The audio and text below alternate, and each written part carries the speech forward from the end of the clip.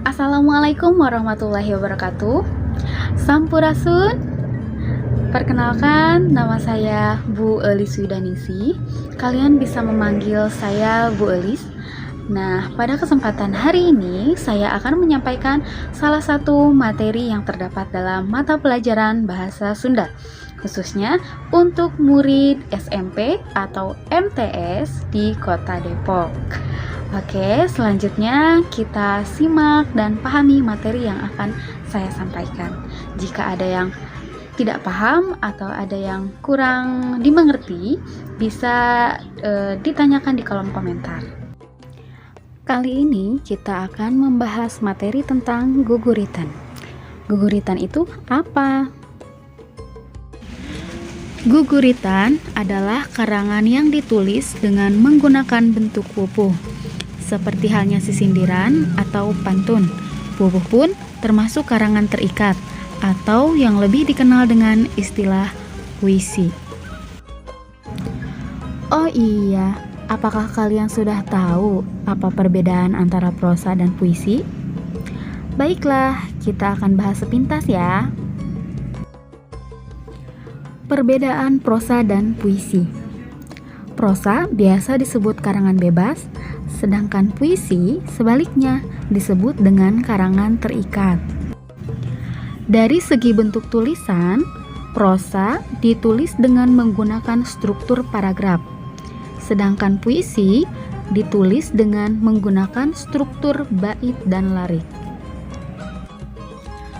Perbedaan dari segi bahasa, prosa menggunakan bahasa sehari-hari, sedangkan puisi menggunakan bahasa yang cenderung irit, bermakna konotatif atau tidak sebenarnya, serta berirama dan berima. Yang termasuk contoh karangan prosa adalah artikel, novel, dan cerpen. Kemudian, contoh karangan puisi adalah sajak, syair, sisindiran, dan pupuh. Mengapa pupuh dimasukkan ke dalam karangan puisi?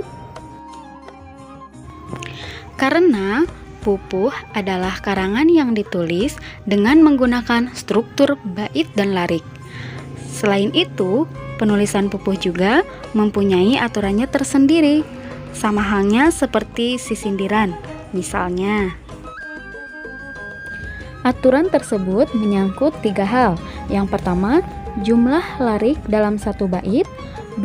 Jumlah suku kata atau engang dalam setiap larik atau guru wilangan.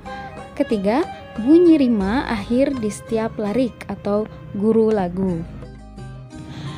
Di sini sudah ada contoh pupuh Durma yang berjudul Pahlawan Margonda. Coba kalian baca terlebih dahulu ya.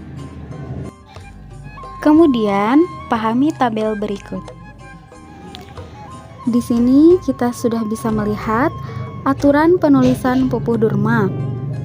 Nah, pupuh Durma yang ada pada tabel ini merupakan bait pertama dari pupuh Durma yang berjudul Pahlawan Margonda.